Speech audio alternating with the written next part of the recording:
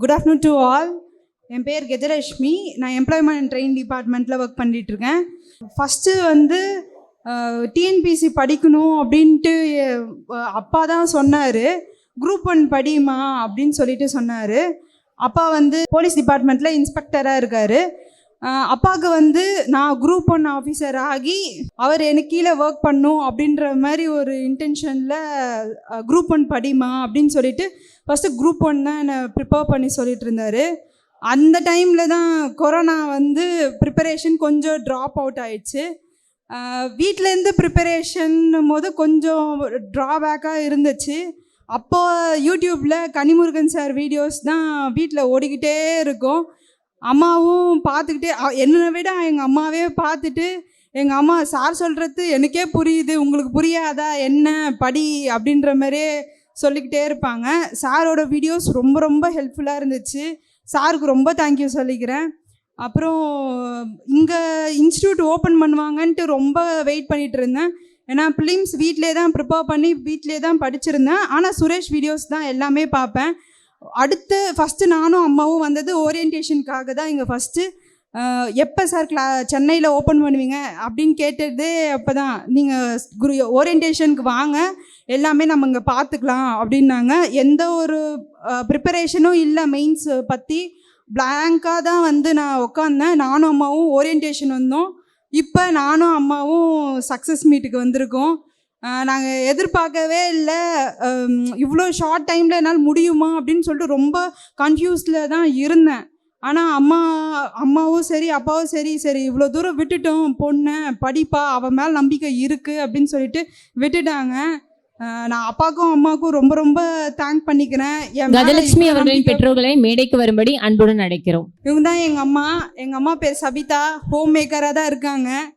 நான் home மேக்கர்ன்றது simple jab அப்படின்னு நினச்சேன். பட் எல்லாமே எங்கள் அம்மா தான். நான் உட்காந்து படிக்கிறது மட்டும்தான் என் ஜாப். மற்றபடி மென்டலாக எவ்வளோக்கு எவ்வளோ சஃபர் ஆனாலும் எல்லாமே எங்கள் அம்மாவை பார்த்து இவங்க எல்லா ஒர்க் நம்மளுக்காக செய்கிறாங்க, நம்ம ஏன் படிக்க மட்டும்தான் நம்ம வேலை, வேறு எதுவுமே வேலை இல்லைன்னு சொல்லிட்டு எல்லா ஒர்க்கும் நான் செய்வேன். படிக்கிறது மட்டும்தான் இருந்துச்சு எங்கள் வீட்டில் சுத்தமாக எனக்கு ப்ரெஷரே இல்லை. அவ்வளோ கம்ஃபர்ட் ஜோனில் என்னை வச்சுட்டு இருந்தாங்க. நான் 12th படிக்கும்போது அண்ணன் இறந்துட்டார். அந்த 3 months தான் இருந்துச்சு. நான் 12th பப்ளிக். அப்போது நான் அண்ணன் இறந்து ஒரு 3 மாதம் தான் இருக்குது. பப்ளிக் எக்ஸாம் எப்படி எழுதுவா அப்படின்னு எல்லோரும் யோசித்தாங்க. அந்த டைம் நான் 1017 எடுத்திருந்த மார்க்கு. 12 இது வரைக்கும் எங்கள் ஃபேமிலியில் வேறு யாருமே 1000 மேலே மார்க் எடுத்ததில்லை. நான் தான் ஃபஸ்ட்டு எடுத்தது. ஸோ அப்போ தான் எங்கள் அப்பாவும் எங்கள் அம்மாவும் ஒரு 3 months கழித்து, எங்கள் அண்ணன் இல்லாத போது கூட ஒரு சின்ன சந்தோஷம் நான் மார்க் எடுத்ததை வச்சு தான் வந்துச்சு. அப்போத்துலேருந்து தான் நான் டிசைட் பண்ணேன், நம்ம படித்து நம்ம நல்ல நிலைமையில் இருந்தால் அவங்க இன்னும் சந்தோஷமாக இருப்பாங்க அப்படின்றத பார்த்துட்டு தான் நம்ம படிக்கணும் அப்படின்னு சொல்லிட்டு அந்த மொத்தமாகவே என்னோடய ஸ்டடீஸ் ஓரியன்டாக போயிடுச்சு. ஆனால் சென்னையில் சேரணும் அப்படின்றதுக்கு கூட டவுட் இருந்துச்சு. போயிடுவாளா, படிச்சுடுவாளா அப்படின்ற அந்த டவுட்டில் கூட எங்கள் அம்மா தான் ஃபுல் கான்ஃபிடென்ஸோடு அனுப்பிச்சுட்டா. பொண்ணு படிப்பா, கண்டிப்பாக படித்து வேலை வாங்கிடுவா, நீ ஆசைப்பட்ட மாதிரி வேலை கிடச்சிடும் அவளுக்கு அப்படின்னு சொன்னார். குரூப் 1 டார்கெட் வச்சுருக்கேன். இப்போ குரூப் 2 ஸ்டார்டிங் ஸ்டேஜாக நம்புகிறேன். இதை விட இந்த ஸ்டெப்பை அப்படியே இன்க்ரீஸ் பண்ணி கண்டிப்பாக குரூப் 1 அச்சீவ் பண்ணும். வீட்லேயும் அதுதான் சொன்னாங்க. நான் ஆர்டர் காப்பி வாங்கிட்டு வந்த உடனே எங்கள் அப்பா கேட்ட ஃபஸ்ட்டு வேர்டு, அடுத்தது எப்போ குரூப் 1 எக்ஸாமா, குரூப் 1 எப்போ ப்ரிப்பரேஷன் இது பண்ணணும், அடுத்து என்ன பண்ண போகிற அப்படின்னு தான் கேட்டாங்க. நான் எதிர்பார்த்தேன் இவங்க அவள் தான் நான் குரூப் 2 எடுத்தாச்சு, கல்யாணம் அது இதுன்னு போயிடுவாங்க போல் அப்படின்ட்டு பயந்தேன். எங்கள் அப்பா சொன்ன ஃபர்ஸ்ட் வார்த்தை, குரூப் 1 எப்போ படிக்க போகிற அப்படின்னாரு. அப்போது என்னை விட அவர் எய்ம் அதிகமாக வச்சுருக்காரு. அந்த எய்மை கண்டிப்பாக அச்சீவ் பண்ணணும்னு எனக்கு ரொம்ப ஆசையாக இருக்குது. அதனால தான் இன்றைக்கி அப்பா வேறு இன்ஸ்பெக்டராக இருக்கார். இன்றைக்கி வர முடியல. கவுன்சிலிங்க்கு அப்பாவை கூப்பிட்டு போனேன். அச்சீவ் மீட்டுக்கு நான் அப்போவே சொல்லிட்டேன் எங்கள் அம்மாகிட்ட, எக்ஸாம் எழுதினோடனே சக்ஸஸ் மீட் கண்டிப்பாக எங்கள் இன்ஸ்டியூட்டில் நடத்துவாங்க, நான் உன்னை கூப்பிட்டு போவேம்மா அப்படின்னு. அதேமாதிரி அம்மாவை கூப்பிட்டு வந்துட்டேன்.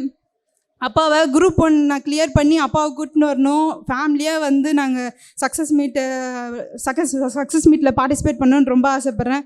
ரொம்ப ரொம்ப தேங்க்யூ சார். நான் எதிர்பார்க்கவே இல்லை. இந்த ஸ்டேஜ் ரியலி ரொம்ப மோட்டிவேட்டடாகவும் இருக்குது.